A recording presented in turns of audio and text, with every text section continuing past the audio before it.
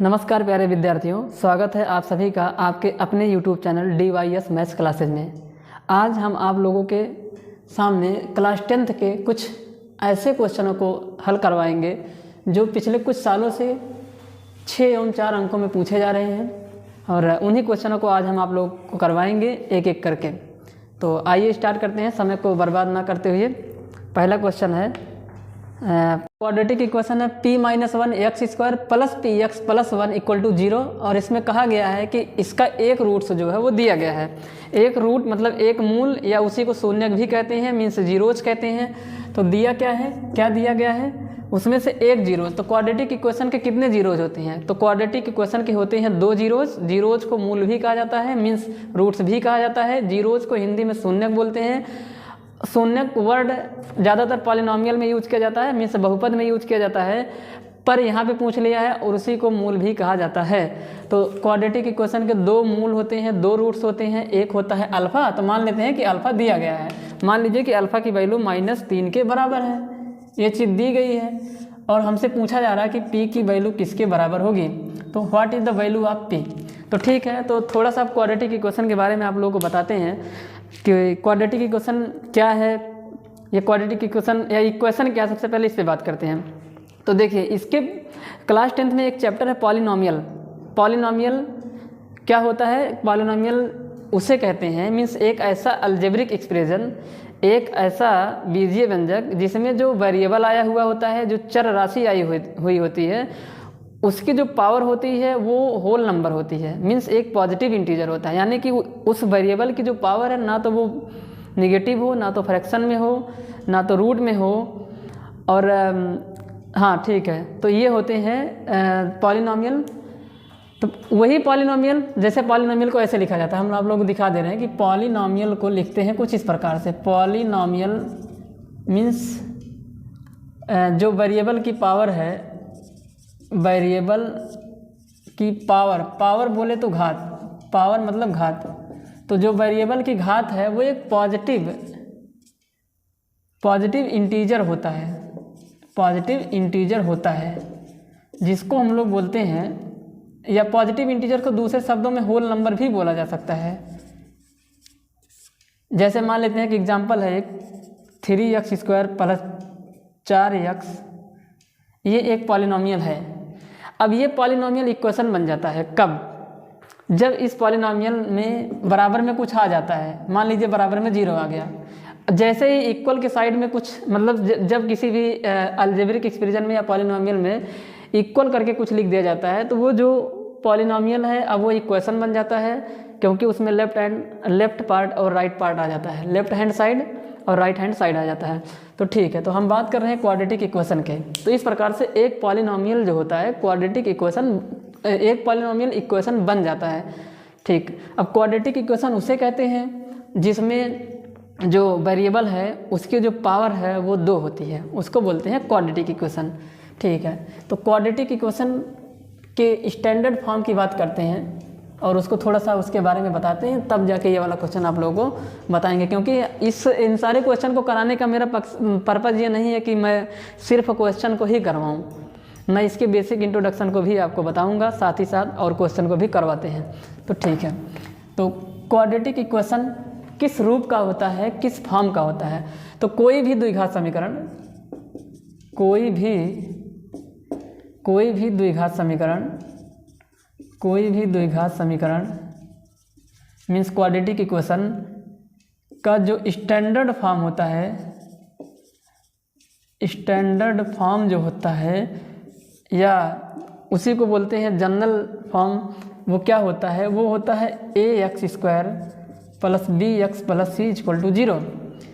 तो यहाँ पे x की पावर 2 है, यहाँ पे x वेरिएबल है, और जो a होगा, जो b होगा, जो c होगा, ये तीनों के तीनों आपके कांस्टेंट आएंगे। क्या होंगे ये? कांस्टेंट। यानी कि जब ये क्वेश्चन में आएंगे तो किसी नंबर में लिखे गए होंगे, और ये जो x होगा वो वैसे ही आएगा, x के स्थान पे कुछ नहीं आएगा। ठीक है, तो क्वाड्रेटिक इक्वेशन का सलूशन क्या होता है?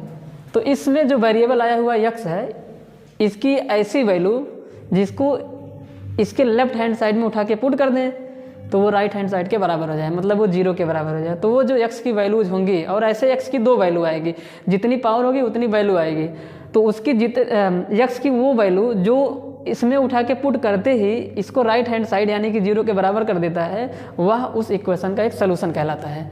तो उसी सोल्यूशन को हम लोग दूसरा नाम दिए हैं क्वाड्रेटिक इक्वेशन में, जिसे रूट्स बोलते हैं।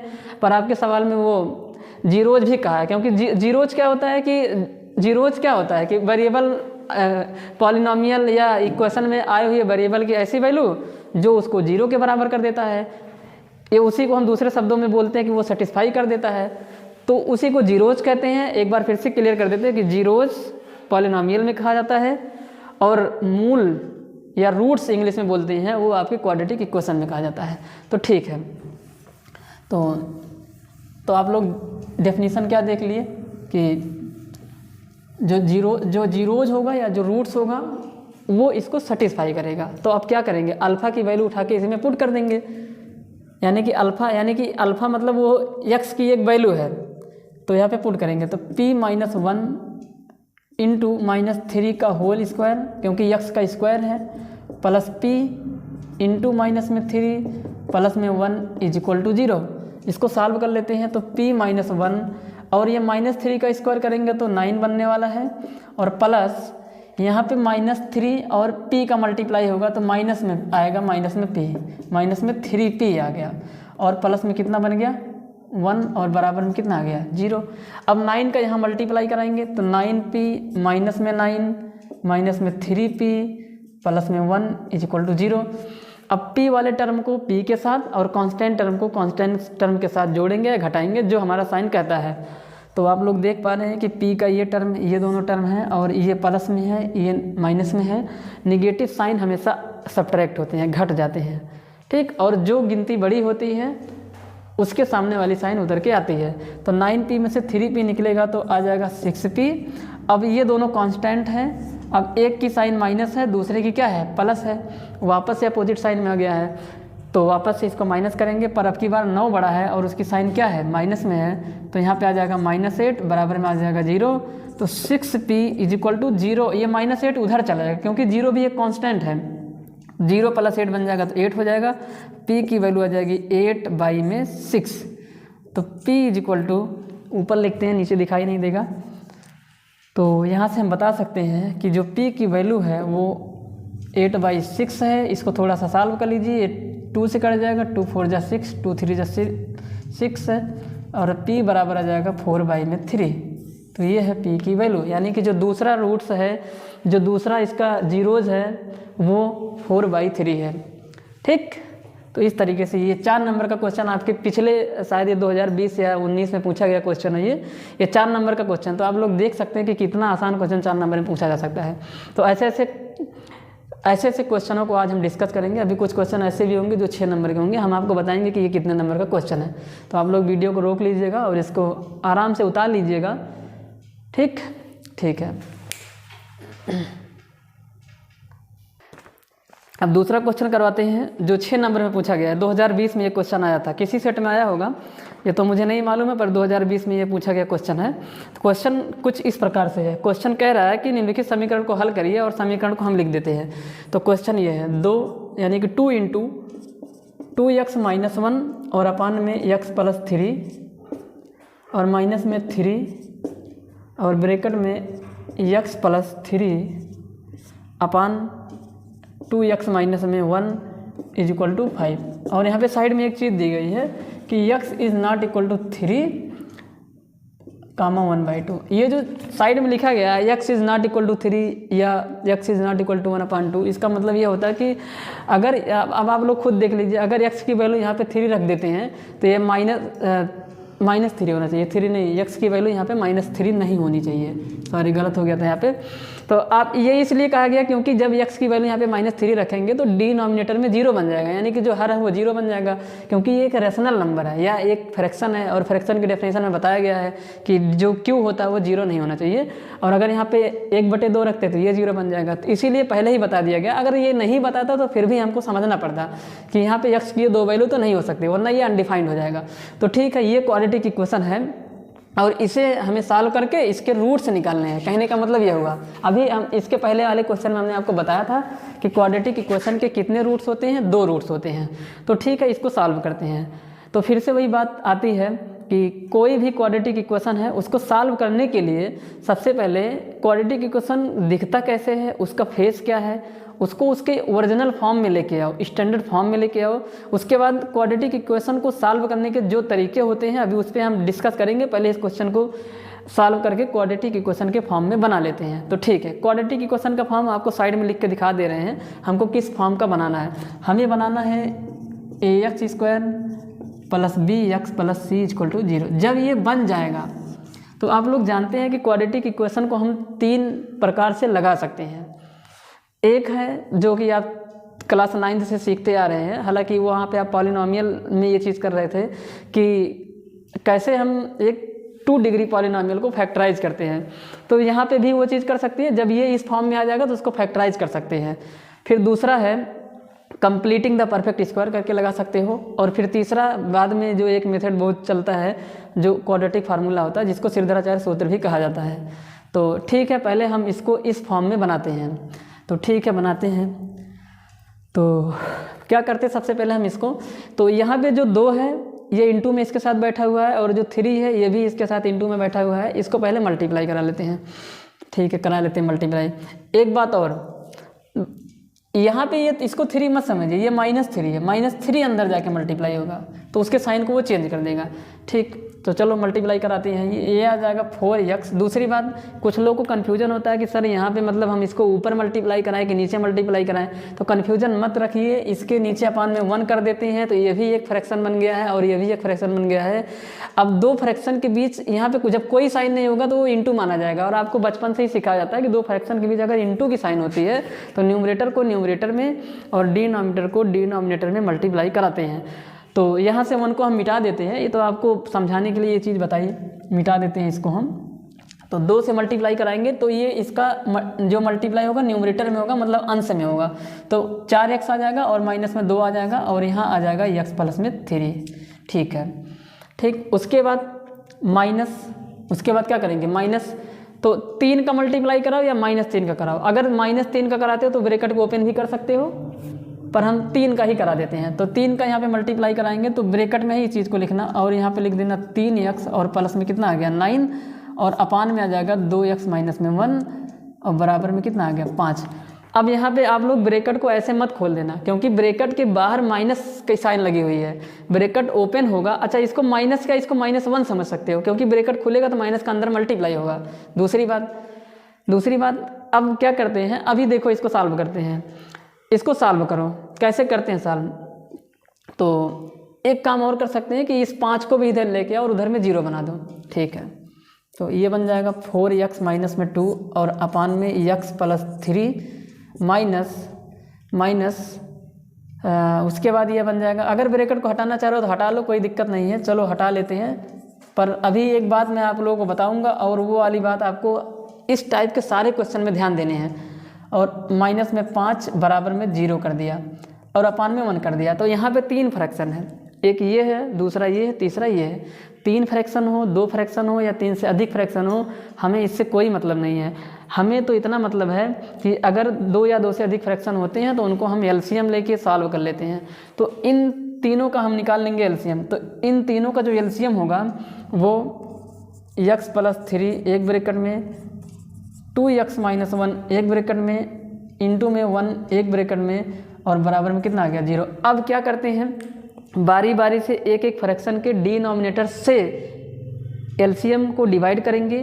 तो 1 कट जाएगा, 2 बच जाएगा। अब एक बात और, यहाँ पे इंटू 1 करने का कोई खास मतलब नहीं, इसलिए इसको मिटा देते हैं। दूसरा कोई नंबर होता तो रखते।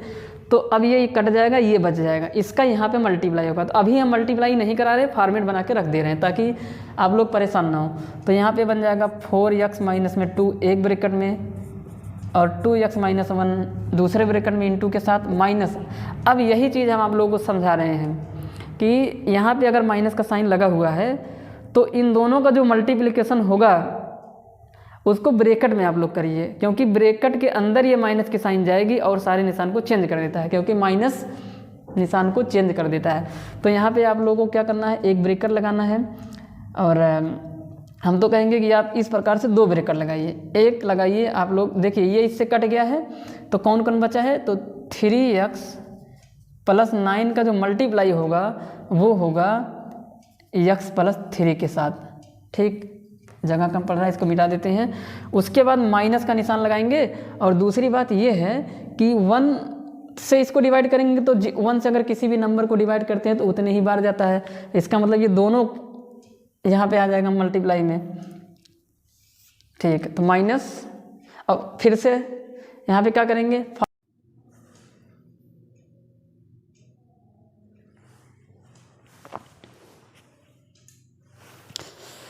तो ठीक है, आप लोग इतना उतार लिए होंगे। अब इसके आगे जो है मल्टीप्लाई कराते हैं, और यहाँ से बराबर की साइन हटा देते हैं, क्योंकि एक क्वेश्चन में 2 जगह इक्वल की साइन नहीं लगी होनी चाहिए। तो लगाते हैं इसके आगे। तो क्या बनने वाला, ये 4 दूनी 8x², तो ये बन जाएगा 8x²।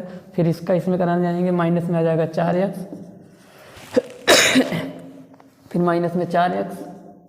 देखो अब इससे मल्टीप्लाई कराने जब जाएंगे तो इसकी साइन क्या है, निगेटिव है। तो अगर इसकी साइन निगेटिव है तो इसके सारे वाले साइन को चेंज कर देगा। जैसे ये प्लस है तो माइनस बन जाएगा, ये माइनस है तो क्या बन जाएगा, ये प्लस बन जाएगा, और 2 1 के 2 हो जाएगा माइनस में। दूसरी बात, हम आप लोग एक बात यहाँ पे ये बोल रहे होंगे कि यहाँ पे 2 जगह कर्ली ब्रैकेट लगाए हैं, यहाँ पे नहीं लगाए, क्योंकि यहाँ पे कर्ली ब्रैकेट के बाहर प्लस का साइन होता है। तो हमने बताया ना प्लस की साइन, या हम नहीं बताएंगे तो फिर से बता दे रहे हैं कि प्लस की साइन अगर ब्रैकेट के बाहर लगा है तो ब्रैकेट के अंदर के टर्म को जब ब्रैकेट ओपन करेंगे तो वो उसके साइन को चेंज नहीं कर पाएगा, प्लस नहीं कर पाता। अगर माइनस होता तो कर देता है। तो यहाँ पे दोनों चीज़ें साथ साथ करने में आपको समस्या होगी कि मल्टीप्लाई भी करा लो और साइन को भी चेंज कर दो। तो इसमें क्या किए, एक बार मल्टीप्लाई करा लेना, फिर साइन को चेंज कर देना, तो ये आ जाएगा माइनस +2 आ जाएगा। अब यहाँ पे करेंगे, अभी ब्रैकेट कर्ली वाले ब्रैकेट को ओपन नहीं करेंगे, इस वाले ब्रैकेट को ओपन कर लेंगे।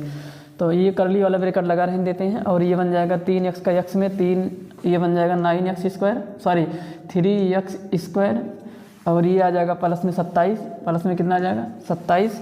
उसके बाद अब इसका कराएंगे इसमें प्लस में 9x, अच्छा 3x² प्लस में 9x, 3x², उसके बाद प्लस में आ जाएगा 9x, यहाँ पे गलत हो गया है, 3x² प्लस में आ जाएगा 9x।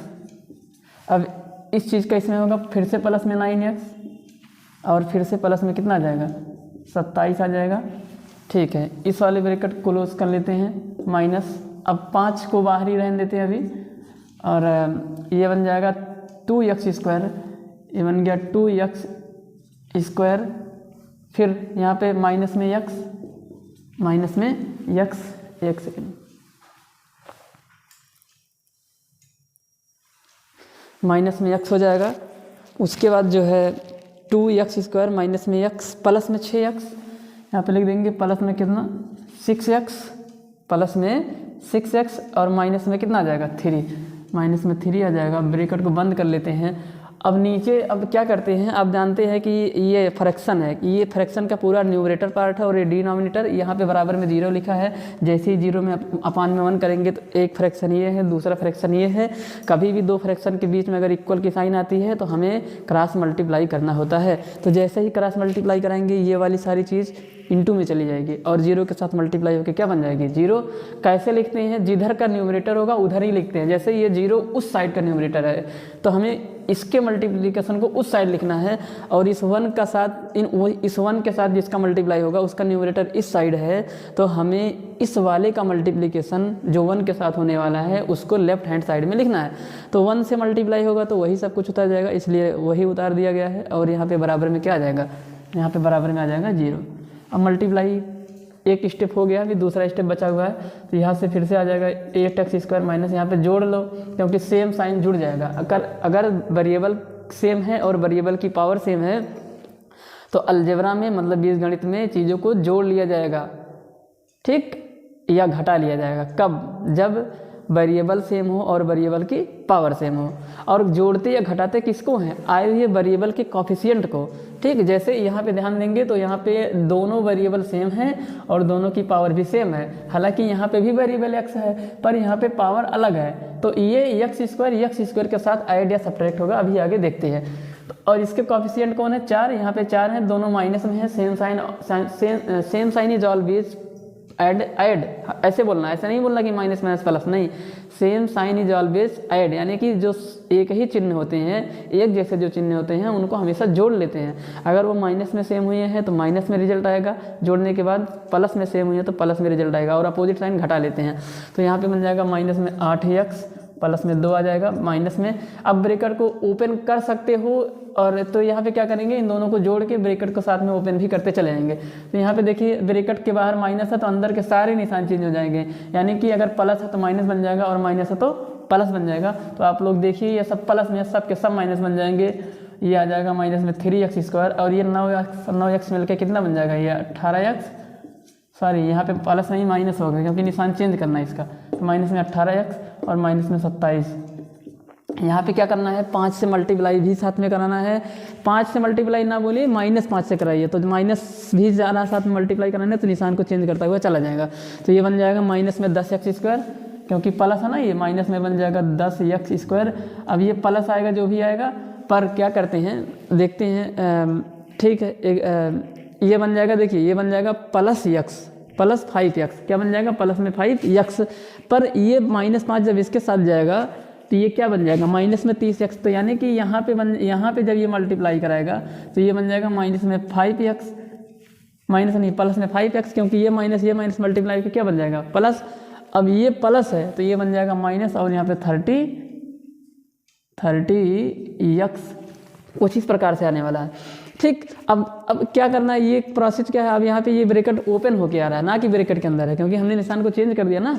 तो अब इसको ऐसे ही सॉल्व करेंगे तो आ जाएगा हम यहाँ पे माइनस में कितना 25x, कितना आ जाएगा माइनस में 25, क्योंकि अपोजिट साइन हो गया ना, दोनों कैसे साइन हो गए, अपोजिट साइन हो गए, और अपोजिट साइन हमेशा घट जाते हैं। और घटाने में ये चीज़ ध्यान देनी पड़ती है कि कौन सी गिनती बड़ी है। तो 30 बड़ा है, उसके सामने नेगेटिव साइन है, तो घट के आ जाएगा तुम्हारा माइनस में 25x। तो यहाँ पे घट के कितना आ जाएगा माइनस में, तो इस साइन को मिटा देते हैं और यहाँ पे लिख देते हैं माइनस में कितना 25x, माइनस में 25x आ जाएगा यहाँ पे। ठीक है, अब यहाँ माइनस और ये माइनस मिलके क्या बन जाएगा, ये +15 और बराबर में कितना आ गया 0। और थोड़ा सा सॉल्व कर लेते हैं, या फिर अब देखो क्या करते हैं, x² जहाँ है सेम साइन, और साइन को देखते ही उनको ऐड या सब्ट्रैक्ट करेंगे, जोड़ेंगे घटाएंगे। तो ये दोनों सेम साइन हो गए, 13x आ जाएगा, x² आ जाएगा जोड़ने पे, पर माइनस में आएगा। तो ये दोनों जुड़ेंगे तो माइनस में 13x² आ जाएंगे, ये प्लस में है, तो यानी कि ये 8x² तो प्लस में है, और ये माइनस में आ जाएगा, देखिए 3x² माइनस में 10x², तो माइनस में कितना आएगा 13x²। अब एक प्लस एक माइनस घट जाएगा तो आ जाएगा माइनस में 5x²। तो मिटा के यहाँ पे मतलब ये चीज़ यहाँ पे लिखी जाएगी, तो इसको दिखा देते हैं, लिख देते हैं। तो ये बन जाएगा तुम्हारा माइनस में 5x²। अब आते हैं x वाले गुणांक पे, तो ये -8x है, ये -18x है, और यहाँ पे जो है 25x आने वाला है, गलती से 25 ही लिख दिया गया है। तो 8x 18, अब ध्यान से देखिए तो तीनों माइनस में है, इसका मतलब यहाँ पे मुझे तीनों को जोड़ना पड़ेगा। तो जोड़ लेंगे, कैसे तीनों को जोड़ देंगे, तो 18 और 8 हो जाएगा 26, और 26x में आपको जोड़ देना है 25x, तो 25 25 50, यानी कि 26 25 कितना हो जाएगा 51x। टोटल बन जाएगा तुम्हारा माइनस में कितना 51x। माइनस में क्यों लिखा गया है, क्योंकि सब के साइन सेम है। यहाँ चले जाओ, उसके बाद यहाँ पे -27, यहाँ पे 2, ये दोनों देखिए ध्यान से देखिए, ये दोनों पॉजिटिव साइन है, पहले इनको जोड़ लो, ये 15 और 2 17 हो जाएगा, और 27 से 17 को निकाल देंगे तो 10 आ जाएगा। कितना आ जाएगा यहाँ पे 10। तो अब ध्यान से देखिए 10 प्लस आएगा कि माइनस आएगा, क्योंकि 17 प्लस वाला छोटा है और 27 माइनस वाला बड़ा है, तो घटाने के बाद 10 आएगा, वो भी माइनस में बराबर में 0 आएगा। अब माइनस से दोनों तरफ गुणा करा दो, ताकि ये जो ठीक माइनस से मल्टीप्लाई कराएंगे तो ये बन जाएगा 5x² प्लस में 51x, और प्लस में कितना आ जाएगा 10 बराबर में 0 आ जाएगा। अब फिर से फैक्टर करेंगे, गुणा करने पे 50 आ जाए, इन दोनों को गुणा कराएंगे तो गुणा करने पे कितना आ जाए 50, और गुणा करने पे 50 इस प्रकार से लाना है कि जोड़ देने पे +51, तो 50 और 1 आएगा। अब की दोनों प्लस लिए जाएंगे, क्योंकि दोनों गुणा करने पे दोनों को पॉजिटिव लेके आना है। ठीक है, तो ये बन जाएगा तुम्हारा 5x², इसी के साथ x लगा के उतार लो, 50x प्लस x प्लस 10 बराबर में 0। कॉमन ले लो यहाँ पे दो टर्म करके, तो यहाँ से कॉमन हो जाएगा कितना 5x कॉमन हो गया, क्या बचेगा x प्लस 10, और प्लस 1 कॉमन होगा। देखिए अब की बार प्लस कॉमन लिए हैं, तो अगर अब की बार प्लस कॉमन लिए हैं तो यहाँ के साइन चेंज नहीं होंगे, तो x प्लस में 10 आ जाएगा बराबर में 0 आ जाएगा। वही बात कैसे आ गई कि दोनों चीज़ें मल्टीप्लाई, यहाँ पे दोनों टर्म में ये वाली चीज़ कॉमन आ रही है, तो x प्लस 10 एक बार वापस से कॉमन होगा तो बचेगा कितना 5x प्लस में 1 बराबर में 0। अब इन दोनों का जो प्रोडक्ट है वो 0 के बराबर है, इसका मतलब ये हुआ या तो ये 0 होगा या तो ये 0 होगा। कौन 0 होगा हमें नहीं मालूम, क्योंकि यहाँ पे एक वेरिएबल बैठा हुआ है, इससे हम नहीं पता लगा पा रहे क्योंकि वेरिएबल की वैल्यू कुछ भी हो सकती है। तो अब बारी बारी से एक एक को 0 के बराबर कर लेते हैं, ठीक है। तो क्या हो जाएगा यहाँ पे, तो x प्लस 10 बराबर 0, यहाँ पे लिख देना जब, यानी कि व्हेन, तो जब x प्लस 10 बराबर 0 तो x की वैल्यू -10 के बराबर आ जाती है। एंड व्हेन जब 5x plus 1 is equal to 0, तो 5x इक्वल टू -1, तो क्या कह देंगे 5x equal to -1, 5x equal to -1 implies that x equal to -1/5। इस तरीके से x की कितनी वैल्यू निकल के आ गई 2। हेंस अतः x इक्वल टू -10 कामा -10 कामा -1/5, कितना आ जाएगा -10 कामा -1/5। ठीक, देख लेते हैं रिजल्ट, इसका आंसर सही है कि नहीं। तो इसका आंसर क्या आ रहा है -10 कामा -1/5। ठीक है, तो इसका जो आंसर है वो -10 कामा -1/5 आ रहा है। तो ठीक है, आप लोग इसके वीडियो को रोकिए और इसको नोट कर लीजिए, उसके बाद हम दूसरा वाला क्वेश्चन कराते हैं, नेक्स्ट क्वेश्चन करवाते हैं। ठीक, तो ठीक है, वीडियो को रोक लीजिएगा कल और आप लोग इसे नोट कर लीजिएगा। मिटा देते हैं इसको अब हम।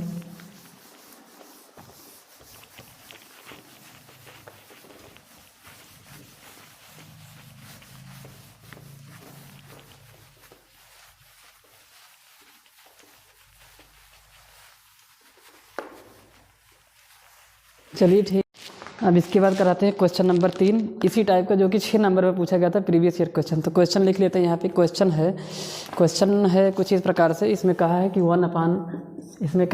1 ये मान लीजिए ये तीसरा क्वेश्चन है। इसमें कहा है कि 1/x प्लस 4 -1/x-7 बराबर में 11/30। ठीक, अब यहाँ पे बता दिया गया है कि x is not equal to -4 और साथ ही साथ 7। वही बात है ना, अगर -4 रखेंगे यहाँ 0 बन जाएगा, -4 रखेंगे तो यहाँ क्या बन जाएगा 0 बन जाएगा, तो ये अनडिफाइंड हो जाएगा। अगर माइनस में 7 रखेंगे तो यहाँ 0 बन जाएगा, तो ये अनडिफाइंड हो जाएगा। तो इसको सॉल्व करते हैं। तो कैसे करेंगे, इस चीज़ को पहले उठा के इधर लाओ, क्योंकि हम बताया ना कि इसके पहले वाले क्वेश्चन में हमने बताया कि राइट हैंड साइड में क्या होना चाहिए 0 होना चाहिए। ठीक है, तो 1/x plus 4 -1/x-7 -11/30 is equal to 0। हालांकि ज़रूरी नहीं कि राइट हैंड साइड में 0 हो, लेकिन राइट हैंड साइड में 0 कर देने से थोड़ा ये आसान हो जाता है। तो ठीक है, इसको जो है कर देते हैं, सॉल्व करते हैं इसको। इन तीनों का जो एलसीएम होने वाला है वो x प्लस 4 x-7 और इंटू में 30 करके कुछ एलसीएम आएगा, बराबर में 0 आ गया। ये इससे कट जाएगा। इसके पहले वाले वीडियो को देखिएगा या इसके पहले जो क्वेश्चन कराए उसको देखिएगा, तो आपको समझ आएगा कि डिनोमिनेटर से एलसीएम में डिवाइड करते हैं। तो ये इससे कट गया, ये बच गया, जो बचता है यानी कि उतने टाइम गया, तो ये बचा है, ये बचा, इन दोनों का मल्टीप्लाई की बार किसके साथ होने वाला है, ऊपर वाले के साथ हो जाएगा। इसके पहले वाले क्वेश्चन में यहाँ पे 1 था, हमने नहीं लिखा था उस चीज़ को, तो कौन कौन बच गया, 30 बचा, उसके बाद x-7 बचा, और उसका 1 में मल्टीप्लाई होगा तो वही आएगा, इसलिए इसको लिखेंगे नहीं। फिर से माइनस लगाएंगे, देखिए अब माइनस यहाँ पे लगा हुआ है तो आपको ब्रैकेट में ही करना, मजबूरी है आपकी, वरना गलत कर देंगे। तो क्या अब की बार ये दोनों कैंसिल हो जाएंगे, तो ये दोनों बचेंगे, यानी कि 30 इंटू x प्लस 4 का मल्टीप्लाई 1 में होगा, तो यहाँ पे लिख देंगे 30 इंटू में कितना x प्लस 4। ठीक, ये वाला ब्रैकेट क्लोज कर लो, फिर से माइनस का साइन लगा तो फिर से ब्रैकेट लगा लेंगे, और अब की बार 30 कट जाएगा तो ये दोनों बच जाएंगे। इन दोनों का जो मल्टीप्लिकेशन होगा उसका साइन चेंज होकर आएंगे, क्योंकि बाहर किसका साइन बैठा हुआ है, माइनस का, तो इसलिए ब्रैकेट में मिटाना, ब्रैकेट में लिखना जरूरी है। इसको मिटा देते हैं, तो यहाँ पे दूसरा एक कर्ली ब्रैकेट लगाते हैं, ये 30 से 30 कट जाएगा, ये दोनों बच जाएंगे, और 11 के साथ इसका मल्टीप्लाई होगा। इन दोनों का जो मल्टीप्लाई होगा किसके साथ होगा, वो 11 के साथ। तो 11 को हम बाहर रख देते हैं, 11 को कहाँ रख देते हैं, बाहर, और यहाँ पे आ जाएगा x प्लस 4 एक ब्रैकेट में और x माइनस 7 दूसरे ब्रैकेट में, क्लोज कर देते हैं ब्रैकेट को, बराबर में 0 कर देते हैं। अब 0/1 करेंगे, वो ये पिछले वाले क्वेश्चन की तरह क्रॉस मल्टीप्लाई को उधर क्या बन जाएगा 0 बन जाएगा। तो मल्टीप्लाई करा लेते हैं, यहाँ पे आ जाएगा। तो ये बन जाएगा 30x माइनस इसका इसमें कराएंगे, फिर इसका इसमें कराएंगे 210, उसके बाद माइनस अभी यहाँ सिर्फ मल्टीप्लाई कराएंगे और ये बन जाएगा 30x प्लस में 120।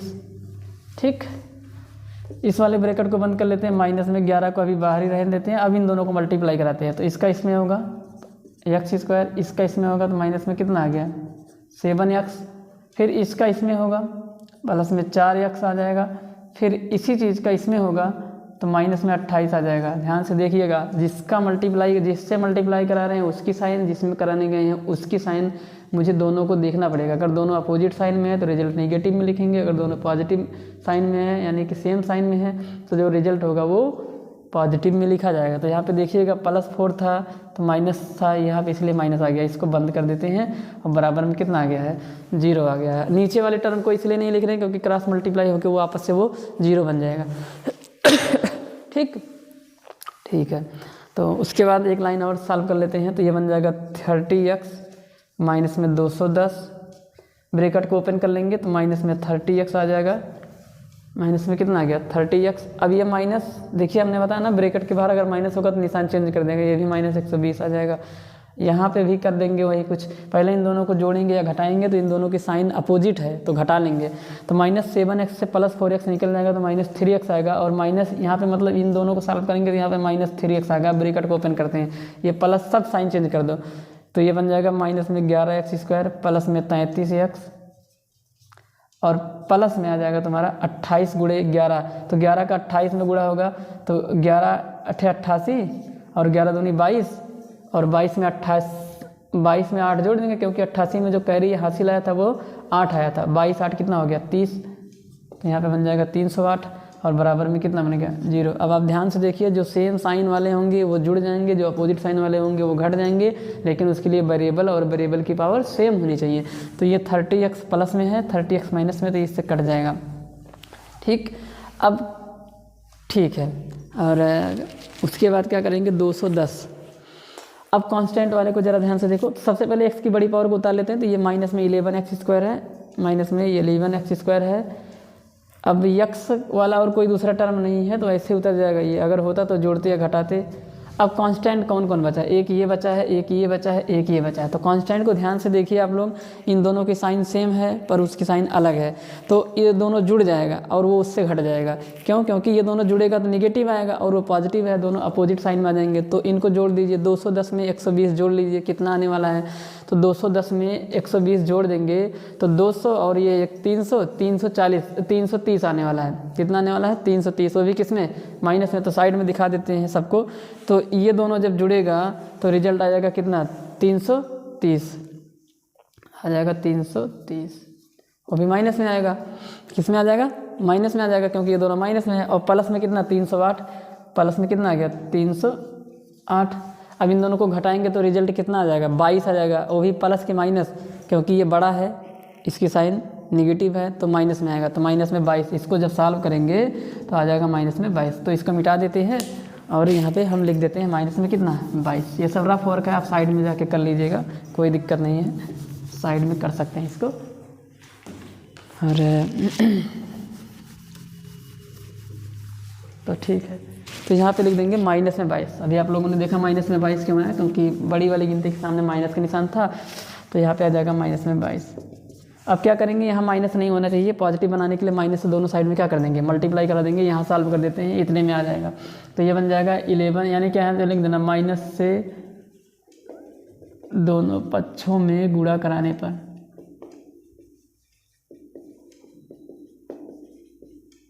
वैसे माइनस से नहीं बोल सकते हैं उसको, समझ लीजिए -1 से गुणा हो रहा है, लेकिन हम माइनस से ही बोल दे रहे हैं, कोई दिक्कत नहीं है, आप भी लिख सकते हैं। तो ये बन जाएगा 11x² और माइनस में 33x और प्लस में 22, क्योंकि माइनस निशान को चेंज करता जाता है। अब ये तीनों टर्म 11 से डिवाइड हो जाएंगे, तो 11 से डिवाइड करने पर तो x² माइनस में 3x माइनस में प्लस में 2 बराबर में 0। अब इसको फैक्टर करेंगे, गुणा करने पे कितना लाना पड़ेगा 2, क्योंकि अब ध्यान से देखिए इसके पहले वाले क्वेश्चन मैंने बताया था कि एक्स स्क्वायर कोएफिशिएंट को पहले यहाँ पे मल्टीप्लाई कराया था। अब की बार भी करा सकते हो, कोई दिक्कत नहीं है। 1 है, 1 से मल्टीप्लाई कराओगे कुछ इफेक्ट नहीं पड़ेगा, 2 ही आएगा, इसलिए कराना जरूरी नहीं है। तो अब गुणा करने पर 2 लेके आना है। यहाँ की साइन अगर प्लस है तो जोड़ने पर, अगर माइनस है तो घटाने पर। जोड़ने पर क्या लेके आना है, प्लस की माइनस, या घटाने पर क्या लेके आना है, प्लस की माइनस, वो ये वाला साइन बताता है। तो यहाँ पे साइन माइनस है तो इससे ये पता चल रहा है कि जोड़ देने पर प्लस लेके आना है, यानी कि ऐड करने पर प्लस लेके आना है। ऐड करने पर प्लस तब आता है जब दोनों गिनतियों के सामने सेम साइन लगाई जाती है, सॉरी दोनों गिनतियों के सामने प्लस की साइन लगाई जाती है, तो ऐड करने पर प्लस आएगा। ऐड करने पर निगेटिव कब आता है, जब दोनों गिनतियों के सामने निगेटिव की साइन लगा देते हैं। ठीक, तो दो गिनती को जोड़ते हैं तो उसका जो रिजल्ट है, यानी कि दो संख्या को जोड़ते हैं, उसका जो रिजल्ट है वो पॉजिटिव भी आ सकता है और निगेटिव भी आ सकता है। तो आप लोगों ने देखा किस प्रकार से आता है। तो इसको जोड़ देना है, तो फैक्टर कौन होंगे, जो जिनको मल्टीप्लाई करा दे 2 आ जाए और ऐड कर दे तो -3 आ जाए। तो 2 और 1 लिखिए और दोनों के सामने माइनस लगा दीजिए। यहाँ पे 2 और 1 होगा तो कितना कितना होगा, 2 और 1, यहाँ पे माइनस लगा देंगे, गुणा कर देंगे तो 2, और इसको जब ऐड कर देंगे तो आ जाएगा माइनस में कितना 3। तो यही चीज़ यहाँ पे उतार देते हैं। ठीक है, चलिए ठीक है, हमने आपको यहाँ पे साइड में बता दिया क्या ये होने वाला है। तो ये बन जाएगा तुम्हारा एक्स स्क्वायर माइनस में 2x माइनस में x बराबर में कितना आएगा 0। हम माइनस में 2x प्लस में 2 बराबर में 0 आ गया। 4 टर्म बन गया, 2 लेके कॉमन कर देते हैं। कॉमन ले लेंगे तो कितना बन जाएगा x माइनस 2 माइनस 1 कॉमन ले लेंगे। अब माइनस कॉमन ले, निशान चेंज कर देगा, ये माइनस साथ क्या बन गया, ये प्लस, ये प्लस साथ क्या बन गया, ये माइनस बन जाएगा, और 2 आ जाएगा बराबर में 0 आ जाएगा। इन दोनों में भी x माइनस 2 कॉमन ले लिया जाएगा और यहाँ पे आ जाएगा x माइनस 1 बराबर में 0। ठीक, यहाँ पे 2 टर्म है, एक टर्म ये, दूसरा टर्म ये है। इन दोनों में कॉमन x माइनस 2 होगा। ठीक, अब यहाँ पे इनके प्रोडक्ट को 0 के बराबर करना है। वही बात, या तो ये 0 होगा या तो ये 0 होगा, पर कौन 0 होगा ये डिसाइड नहीं हो पाएगा, इसलिए हम दोनों पॉसिबिलिटीज़ को लेके चलते हैं और दोनों को बारी बारी से 0 के बराबर कर देते हैं। तो यहाँ पे लिखना when x minus 2 is equal to 0 then implies that x is equal to 2 and when x minus 1 is equal to 0 implies that x is equal to 1. So hence these are two values of x is equal to 1 and 2. So this is the solution of the given equation. There are two solutions 1 and 2. ठीक, तो आज के लिए बस इतना ही, बाकी अब मिलते हैं अगले वीडियो में। धन्यवाद।